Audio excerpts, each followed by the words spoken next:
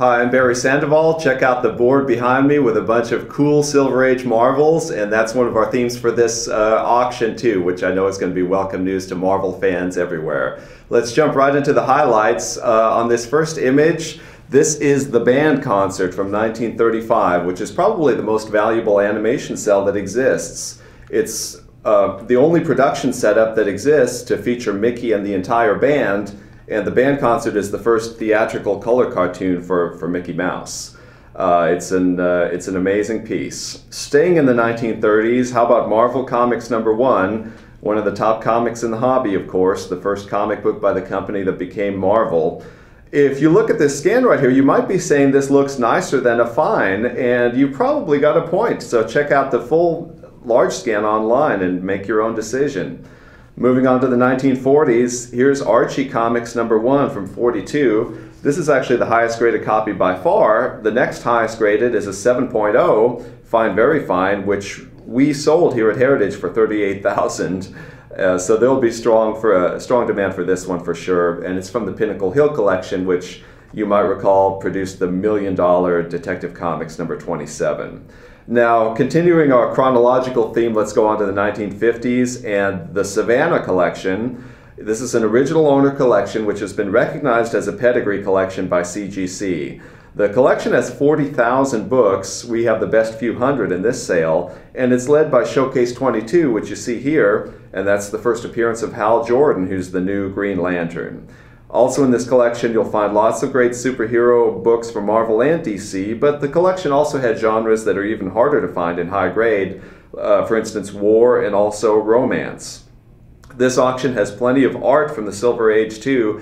Have a look at this one. This is Jack Kirby from Fantastic Four #40, and I love the Thing in that pathos-packed bottom panel. Great stuff.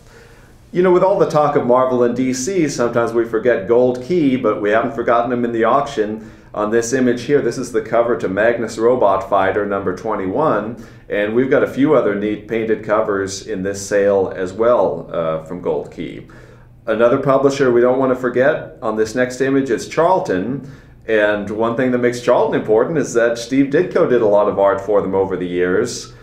This is Out of This World #5 from 1957, a few years before he worked on Spider-Man, and this was a new discovery and original art that nobody knew existed until a few months ago.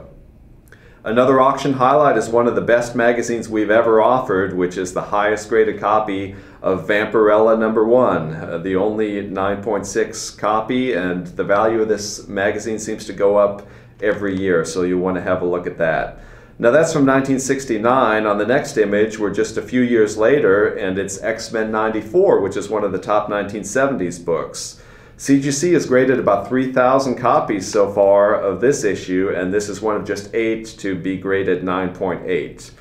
Also from the 1970s, we've got the piece of art that once held the record for highest price ever paid for a piece of comic art, and that's 4th of July in Duckburg from 1976.